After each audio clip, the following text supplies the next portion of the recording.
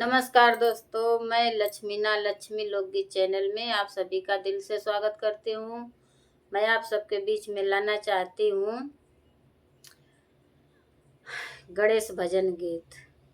ये हमारी गणेश भजन गीत पसंद आए तो लाइक सपोर्ट शेयर आप लोग ज़रूर करिएगा। कमेंट बॉक्स में ज़रूर बताइए ये हमारी भजन गीत कैसा लगा, और पसंद आए तो इतना इतना दुलार प्यार देना। अपने इस छोटी बहन का मदद आप लोग ज़रूर करिएगा और फुल वॉच करके हमारा वीडियो ज़रूर आप लोग देखिएगा। निक लागे गौरा के लालनवा पालनवा बीचे, निक लागे गौरा के लालनवा पालनवा बीचे। गौरा झूलावेली झूलनवा आंगनवा बीचे, गौरा झूलावेली झूलनवा आंगनवा बीचे। केथुआ के झूलावा के थुक लागल डोरिया हो, केथुआ के झूलाना के थुक लागल डोरिया हो। के करा झूले लालनवा आंगनवा बीचे, के करा झूले झूलनवा पालनवा बीचे। सोनवा के पालना रूप लागल डोरिया हो, सोनवा के पालना रूप लागल डोरिया हो। शिवजी के झूले लालनवा आंगनवा बीचे, शिवजी के झूले लालनवा पालनवा बीचे। निक लागे गौरा के लालनवा आंगनवा बीचे, निक लागे गौरा के लालनवा पालनवा बीचे। के ही हो गावत आव के ना बजावत आव, के ना हो गावत आव के ना बजावत आव।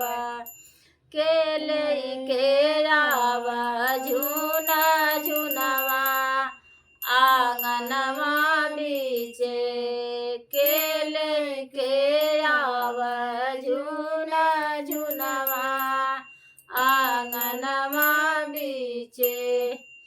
खेलल गौरा के लालनवा आंगनवा बीचे।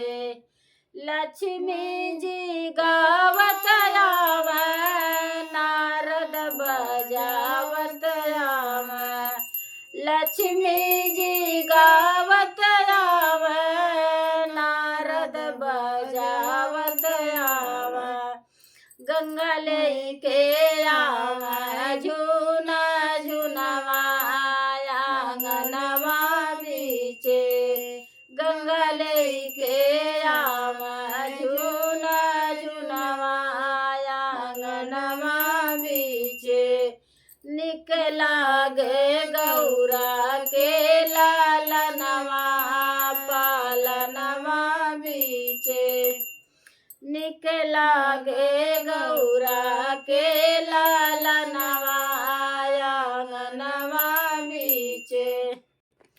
के हो नजरिया उतारे, के हो बालैया लेवे, के करहारा से लामनवा आंगनवा बीचे, के करहारा से लामनवा आंगनवा बीचे। लक्ष्मी नजरिया उतार गंगा जी बालैया ले ले। सरस्वती नजरिया उतार गंगा जी बालैया ले ले।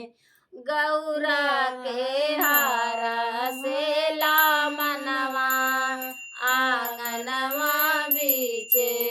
गौरा के हारा से लामनवा आंगनवा बीचे।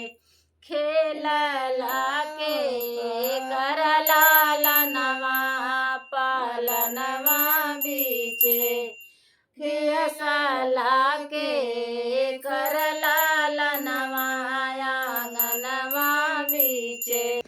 निकला गे गौरा के लालनवा आंगनवा बीचे। झूलला गौरा के लालनवा पालनवा बीचे। हर